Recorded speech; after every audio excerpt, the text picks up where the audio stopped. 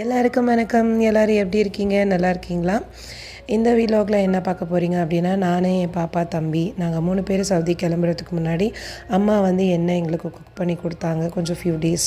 அதுக்கப்புறம் வந்து நாங்கள் என்ன பர்ச்சேஸ் பண்ணி அப்புறம் எப்படிலாம் அம்மா வந்து எல்லா திங்ஸும் வந்து பேக் பண்ணி எங்களுக்கு நீட்டாக கொடுத்து விட்டாங்க அப்படிங்கிறத தான் நீங்கள் பார்க்க போகிறீங்க. ஸோ இது வந்து அன்றைக்கி வந்து மட்டன் எடுத்திருந்தாங்க. எனக்கு ரொம்ப மட்டனும் ரொம்ப பிடிக்கும் அப்படிங்கிறதுனால இங்கே வந்து சவுதியிலலாம் என்ன சொல்கிறது, என்ன தான் நம்ம நான்வெஜ் எடுத்து சாப்பிட்டாலும் நம்ம ஒரு டேஸ்ட்டு மாதிரி வராது. அப்படிங்கிறதுனால அம்மா வந்து ஒரு 2 டேஸ் ஒன்ஸு 3 டேஸ் ஒன்ஸ் அந்த மாதிரி நான்வெஜ் எல்லாம் குக் பண்ணி கொடுத்தாங்க. அன்றைக்கி வந்து இட்லியும் மட்டன் கிரேவியும் ரெடி பண்ணியிருந்தாங்க. அது கூடவே சேர்த்து வந்து தக்காளி சட்னி. ஏன்னா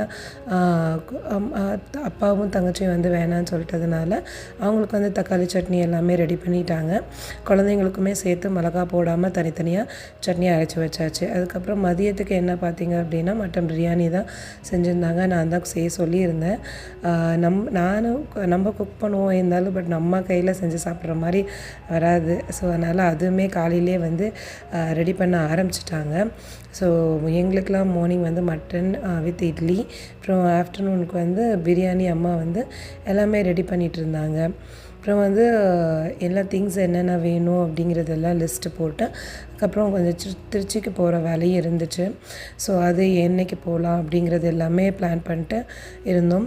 ஸோ அப்போ பாப்பா எல்லாமே சாப்பிட்டுட்டு பாப்பாவுக்குமே வந்து கிளம்புறதுக்கு ப்ரீவியஸ் 2 டேஸ் முன்னாடி வரையுமே அவள் வந்து ஸ்கூல் போயிட்டு தான் இருந்தாள். நாங்கள் வந்து சண்டே நைட்டு போல் கிளம்பினோம். பட் அவள் வந்து ஃப்ரைடே வரையும் ஸ்கூல் போயிருந்தாங்க. இது இன்றைக்கி வந்து லாஸ்ட் ஒர்க்கிங் டே அவளுக்கு அங்கே அந்த ஸ்கூலில். கொஞ்சம் சேடனாக தான் போயிருந்தாங்க.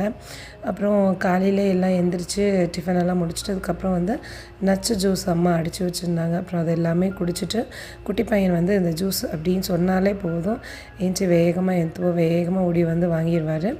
ஸோ அது எல்லாமே கொடுத்துட்டு அதுக்கப்புறம் வந்து பிரியாணியுமே அம்மா கண்டினியூ பண்ண ஆரம்பிச்சிட்டாங்க. அப்புறம் எல்லாம் ஏன்னா மார்னிங்கே வேலையெல்லாம் முடிச்சிட்டோம் அப்படின்னா அப்புறம் பேக்கிங் வேலை இருக்குது அப்படிங்கிறதுனால குக்கிங் எல்லாம் இப்போ காலையிலே அம்மா முடிச்சிடுறது. ஸோ அம்மா வேகமாக எல்லா பிரியாணிலாம் செஞ்சு முடிச்சுட்டு செக்லிஸ்ட்டு போட்டு என்னென்ன வாங்கிட்டு வரல அப்படிங்கிறத வெரிஃபை பண்ணிகிட்டு இருந்தாங்க.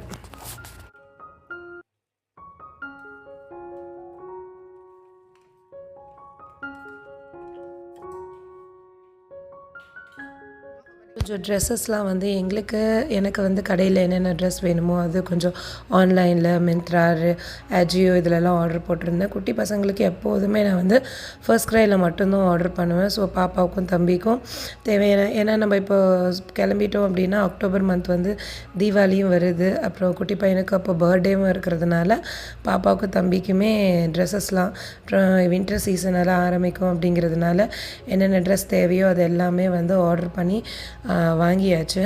ஸோ இதெல்லாம் கொஞ்சம் ஃபியூ ட்ரெஸ்ஸஸ் அன்றைக்கி வந்து டெலிவரி ஆனது. இது வந்து குட்டி பையனோட பர்த்டே ட்ரெஸ்ஸு, அப்புறம் அவன் கேஷுவலாக போட்டுக்கிறதுக்கு எல்லாத்துக்குமே ஆர்டர் பண்ணி அது எல்லாமே டேக் பிரித்து செக் பண்ணிவிட்டு அப்புறம் அலசியும் வச்சாச்சு. அலசி போட்டு காய வச்சு எல்லாம் நீட்டாக பேக் பண்ணி எடுத்து வச்சாச்சு.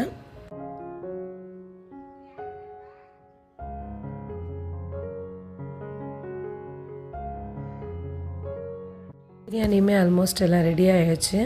அம்மா பிரியாணிலாம் செஞ்சு முடிச்சுட்டு அப்புறம் அன்றைக்கி வந்து வெறுமனே பிரியாணி மட்டும்தான் மதியம் செஞ்சுருந்தாங்க. ஸோ எல்லாம் நீட்டாக சிம்பிளாக எல்லாம் சாப்பிட்டு முடிச்சுட்டு அப்புறம் அடுத்தடுத்த வேலை என்னென்ன பேக் பண்ணுறதுக்கு என்னென்ன திங்ஸ் வேணும் அப்படிங்கிறது எல்லாமே குக்கிங் யூட்டென்சில்ஸ் என்னென்ன எடுத்துகிட்டு போகணும். அப்புறம் வந்து எங்களோட ட்ரெஸ்ஸஸில் வந்து ரெகுலர் யூஸ்க்கு ட்ரெஸ், அப்புறம் வெளியில் போனால் போட்டு போகிறதுக்கு ட்ரெஸ் அப்படின்னு சொல்லி செக்ரிகேட் பண்ணி அதெல்லாமே நீட்டாக எடுத்து அரேஞ்ச் பண்ணி வச்சாச்சு. அதுக்கப்புறம் பெட்டி ஒரு 2 பெட்டி போல் பேக் பண்ணிட்டோம். அதுக்கப்புறமேட்டு காட்டன் பாக்ஸ் போட்டுக்கலாம். ஏன்னா பாத்திரத்தை எல்லாம் நீட்டாக எல்லாத்தையுமே ரொம்ப கொஞ்சம் அதிகமாக அடுக்கலாம் அப்படிங்கிறதுனால ஸோ அதெல்லாம் பிளான் பண்ணி வச்சுருந்தோம். அப்புறம் ட்ரிச்சிக்கு போகிற வேலை இருந்தது. குழந்தைங்கள கூட்டிகிட்டு போகிறதுனால ட்ராவல் பண்ணுறதுனால அவங்களுக்கு என்ன டாக்டர்கிட்ட வந்து கன்சல்ட் பண்ணிவிட்டு அப்புறம் வேக்சின்ஸ் எல்லாமே முடிச்சிட்டோமா என்னென்னு வெரிஃபை பண்ணிவிட்டு அப்புறம் அப்படியே டிமார்ட் போய் கொஞ்சம் திங்ஸு பாக்ஸஸ் இது எல்லாமே எடுத்துகிட்டு போகிறதுக்கு எல்லாம் வாங்கிட்டு வந்திருந்தேன். ஸோ இதெல்லாம் எடுத்துகிட்டு போகிறதுக்கு இந்த மாதிரி ஒரு 5 பாக்ஸ் வாங்கினேன். அதில் அம்மா இந்த டேக் எல்லாத்தையுமே இந்த நெருப்பில் வாட்டி அந்த ஸ்டிக்கர்ஸ் எல்லாத்தையுமே எடுத்துகிட்டு இருந்தாங்க. அது எல்லாமே எடுத்து நீட்டாக எல்லாத்தையும் வாஷ் பண்ணி அன்றைக்கி வச்சுட்டாங்க. ஸோ அன்றைக்கி அப்புறம் டிமார்ட்டில் வாங்கிட்டு வந்த ஸ்பைசஸ் என்னென்ன இருக்குது அப்படிங்கிறது ஏன்னா ரொம்ப அதிகமாக வாங்கலை. திட்டமாக ஒரு 1 மந்த்து 2 மந்த்ஸ் போல் எவ்வளோ தேவையோ அது எல்லாமே வாங்கிட்டு வந்திருந்தேன். அது எல்லாமே நீட்டாக எல்லாத்தையும் எடுத்து புடச்சி அப்புறம் வெயிலில் வச்சு காய வச்சாங்க 1 டே ஃபுல்லாக. ஏன்னா வண்டு பிடிக்காமல் இருக்கிறதுக்காக. ஸோ அதெல்லாமே ரெடி பண்ணிவிட்டு அப்புறம் அதெல்லாமே வந்து பாக்ஸஸில் கழுவி வச்சுருந்த பாக்ஸஸில் போட்டு எல்லாம் பேக் பண்ண ஆரம்பிச்சாச்சு.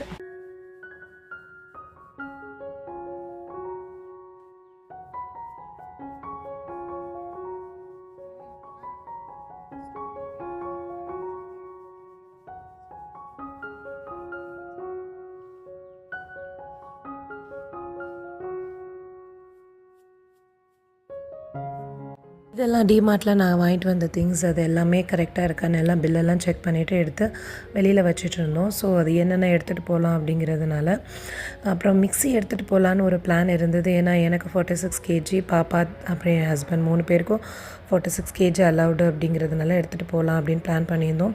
குக்கரு, அப்புறம் ஹாட் பாக்ஸு, அப்புறம் சாதம் வடிக்கிறதுக்கு, அப்புறம் அந்த வடிக்கிறதுக்கு பாத்திரம், அதுக்கப்புறம் சாம்பார் வைக்க, ரசம் வைக்க அப்படின்ட்டு தனித்தனியாக என்னென்ன தேவையோ கம்ப்ளீட்டாக நமக்கு ஒரு கரெக்டாக ரொம்ப அதிகமாக வெசல்ஸ் இல்லாமல் கரெக்டாக திட்டமாக என்னென்ன ரொம்ப பேசிக் நீட்ஸான வெசல்ஸ் இருக்கோ அது எல்லாமே எடுத்து வச்சாச்சு. ஸோ ஒரு பெட்டியுமா ஃபஸ்ட்டு ஒரு பெட்டியில் என்னென்ன வைக்கணும் அப்படிங்கிறதெல்லாம் பார்த்து அது நீட்டாக வெயிட்டெல்லாம் கேல்குலேட் பண்ணி, ஏன்னா வந்து கல்ஃப் ஏர் ஃப்ளைட்டில் தான் புக் பண்ணியிருந்தோம்.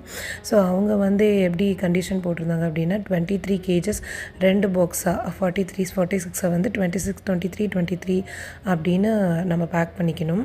ஸோ அதனால் ஒரு ஆளுக்கு 2 பேக்ஸ் அலவுடு செக்டு பேக்ஸில். ஸோ அதனால் அங்கே வந்து அதுக்கேற்ற மாதிரி ஒரு பெட்டிலையும் எப்படி சாமானை வந்து நம்ம கவர் பண்ணி எதுவுமே டேமேஜ் ஆகாமல் நம்ம வைக்கணும் அப்படின்றதெல்லாம் பிளான் பண்ணி பிளாங்கெட்டாக இருக்கட்டும், இல்லை என்னோடய டெய்லி வியர்ஸ் இருக்கும்ல அந்த ட்ரெஸ்ஸஸ் எல்லாத்தையுமே அந்த சாமானோட சுற்றி ஒரு பெட்டியாக பார்த்து வெயிட் செக் பண்ணி எல்லாம் நீட்டாக வந்து பேக் பண்ணிகிட்டு இருந்தோம். ஸோ இதெல்லாமே வந்து அங்கே போய் ரெடியாக யூஸ் பண்ணுறதுக்கு அம்மா வந்து எல்லா ஸ்பைசஸ் என்னென்ன தேவையோ அது எல்லாமே வந்து டப்பாவில் போட்டு வச்சுட்டாங்க. அதுக்கப்புறமேட்டு புளியெலாம் இங்கேருந்தே அம்மா இங்கே வீட்டிலேருந்து நம்ம வீட்டு புளியை எடுத்துகிட்டு போயாச்சு. ஸோ அப்புறம் மிளகாத்தூள், கொத்தமல்லி தூள், மஞ்சத்தூள் இதெல்லாமே வந்து இங்கே வீட்டிலே ரெடி பண்ணி ஒரு 2 kg அந்த மாதிரி எல்லாமே பேக் பண்ணியாச்சு.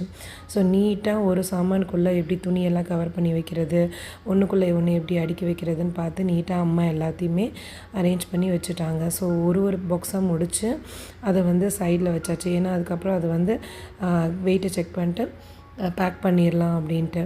ஸோ எந்தெந்த பொருள் எதில் வைக்கணும் அப்படிங்கிறத பார்த்து அம்மாவும் அப்பாவும் நாங்கள் 3 பேர் எல்லாமே பார்த்து அரேஞ்ச் பண்ணி வச்சாச்சு. ஸோ இது வந்து ஒரு பாக்ஸாக முடிச்சுட்டு அதுக்கப்புறம் அதை வெயிட் செக் பண்ணிவிட்டு அதை வந்து அப்படியே பேக் பண்ணிட்டோம். எல்லாம் பேக் பண்ணி முடிச்சாச்சு. ஸோ இது வந்து பேக் பண்ணிவிட்டு அன்னைக்கு கிளம்புற அன்னைக்கு எல்லாமே ரெடியாக ஏன்னா ஹேண்ட் லக்கேஜ் வந்து எடுத்துகிட்டு போக வேணான்னு ஃபஸ்ட்டு பிளான் பண்ணியிருந்தோம். அதுக்கப்புறம் நானும் ஹஸ்பண்டும் 2 பேரும் 6 kg அலவுடு அதனால் எடுத்துக்கிட்டோம். குட்டி பையனுக்கு 3 kg. அதில் வந்து அவனுக்கு ஏதாவது ஃப்ளைட்டில் போகிறப்ப சேஞ்ச் பண்ணுறதுக்கு டைப்பர்ஸு, அப்புறம் ஸ்நாக்ஸ் கொடுக்குறதுக்கு எல்லாமே ரெடி பண்ணி வச்சாச்சு. ஏன்னா ஃப்ளைட் வந்து எங்களுக்கு மார்னிங் 6 o'clock சென்னை அப்படிங்கிறதுனால நைட்டு வந்து ஒரு 11 o'clockலாம் நாங்கள் வந்து வீட்டை விட்டு கிளம்பியாச்சு. இங்கேருந்து ஒரு 5 hours போல் பொறுமையாக ட்ராவல் பண்ணோம்னா ஆகும். ஸோ அதனால் கிளம்பியாச்சு நைட்டே. அங்கே வந்து 4 o'clockலாம் போய் செக்இன் பண்ணோம் அப்படிங்கிறதுனால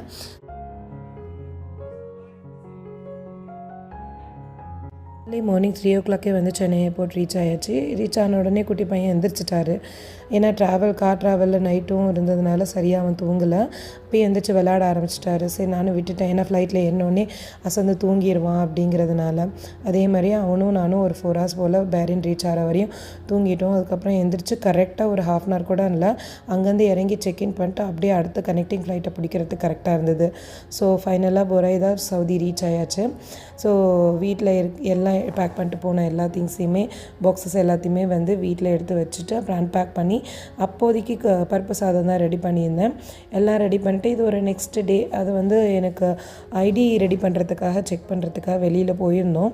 ஸோ அப்போ பிள்ளைங்களையும் கூட்டிகிட்டு போயிட்டு அப்படியே வர வழியில் காய்கறி என்னென்ன ஃப்ரூட்ஸு எல்லாம் வேணுமோ அது எல்லாமே வாங்கிட்டு வீட்டு ரிட்டர்ன் வந்தாச்சு. ஸோ இந்த வீடியோ உங்களுக்கு பிடிச்சிருக்குன்னு நினைக்கிறேன்.